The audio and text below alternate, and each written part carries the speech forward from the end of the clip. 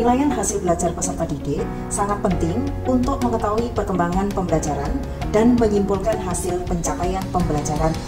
Penilaian yang kita lakukan hendaknya mampu mengukur seluruh aspek kompetensinya secara komprehensif, menggunakan berbagai bentuk dan teknik penilaian, sehingga hasil penilaian pengetahuan, keterampilan, maupun sikapnya otentik dan bermakna. Salah satu bentuk penilaian yang mencerminkan perkembangan kemajuan dan capaian hasil belajar peserta didik adalah tes tertulis. Tes tertulis merupakan tes yang soal dan jawabannya diberikan dalam bentuk tulisan. Dalam menjawab soal, peserta didik tidak harus merespon dalam bentuk kalimat jawaban, tetapi bisa juga dalam bentuk gambar, grafik, diagram, atau yang lainnya. Ada beberapa langkah dalam menyusun tes tertulis. Langkah yang pertama adalah penentuan tujuan. Dalam menyusun tes tertulis, guru harus menetapkan tujuan tes terlebih dahulu. Tes yang bertujuan untuk mengetahui penguasaan materi pelajaran yang telah diajarkan. Berbeda jenis dan isinya dengan tes yang memiliki tujuan mengetahui kesulitan belajar peserta didik atau diagnostik tes, penempatan atau placement test, atau tes seleksi. Langkah yang kedua yaitu identifikasi materi dan indikator soal. Kompetensi dasar atau KD adalah kemampuan minimal yang harus dicapai peserta didik setelah mereka mempelajari materi pelajaran tertentu. Dari setiap KD diidentifikasi materi yang akan diujikan dan dirumuskan indikator soalnya dengan memperhatikan 4 aspek esensial. Yang pertama, urgensi, yang kedua, kontinuitas, yang ketiga, relevansi, dan yang keempat adalah keterpakaian. Indikator soal itu dibuat untuk melihat ketercapaian kompetensi dasar dengan memperhatikan 4 syarat. Yang pertama, memuat ciri-ciri kompetensi dasar yang akan diukur. Yang kedua, memuat kata kerja operasional yang dapat diukur. Yang ketiga, berkaitan dengan materi esensial yang dipilih. Yang terakhir, dapat dibuat soalnya. Langkah yang ketiga yaitu penyusunan kisi-kisi. Kisi-kisi merupakan pedoman dalam penulisan soal dan perakitan tes.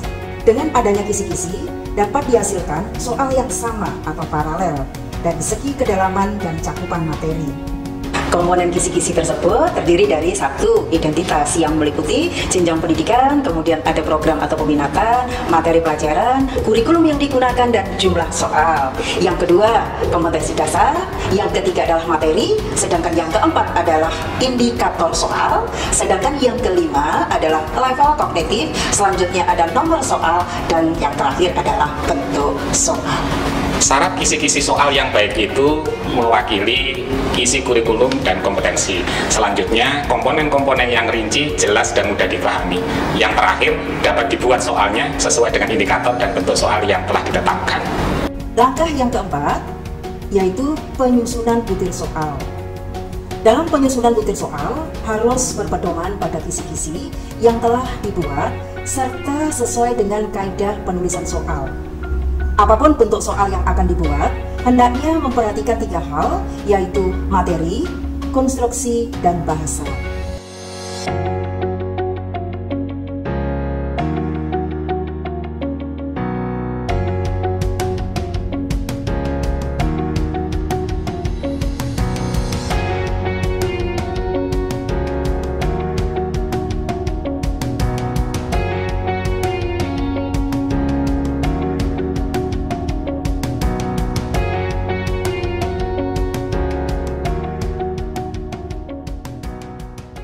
Langkah yang kelima, analisis kualitatif adalah pengujian mutu butir soal yang bertujuan untuk memastikan setiap butir soal telah memenuhi kaidah dan segi materi, konstruksi, dan bahasa.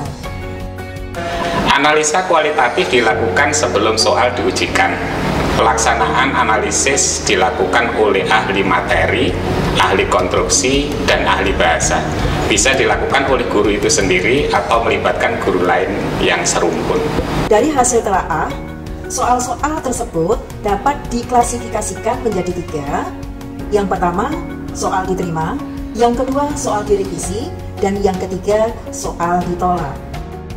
Langkah yang keenam, menyusun pedoman penskoran.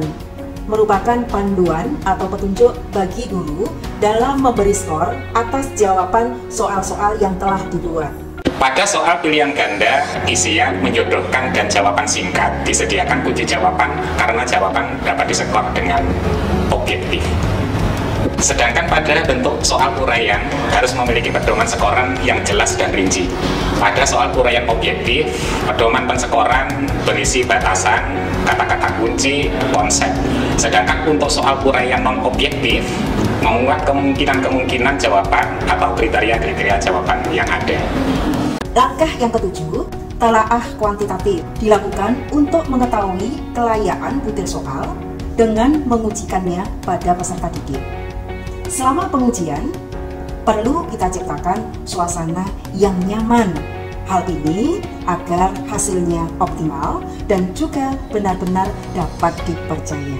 Analisis dilakukan baik terhadap soal maupun terhadap butir-butir soal. Analisis soal digunakan untuk mengetahui reliabilitas, sedangkan analisis butir soal digunakan untuk mengetahui kualitas setiap butir soal. Hasil analisis digunakan untuk merevisi apabila terdapat ketidaklayakan, validitas, dan reliabilitas soal tersebut. Demikianlah 7 langkah mudah dalam menyusun soal tes tertulis. Selanjutnya, dalam pelaksanaan tes tertulis, kita dapat menggunakan berbagai moda.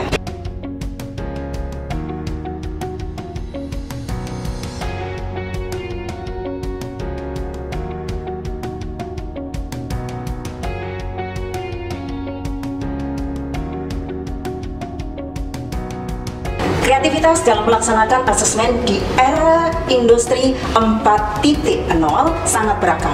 Berbagai aplikasi asesmen bisa kita manfaatkan sesuai dengan kondisi dan situasi. Dalam situasi normal maupun kondisi khusus, seperti halnya terjadi bencana, baik bencana alam, non-alam, dan bencana sosial. Semoga tayangan tentang bagaimana menyusun soal tes tertulis ini dapat memandu kita semua untuk melakukan penilaian secara autentik dan objektif. Ibu Bapak, selamat berkarya, maju bersama, hebat semua.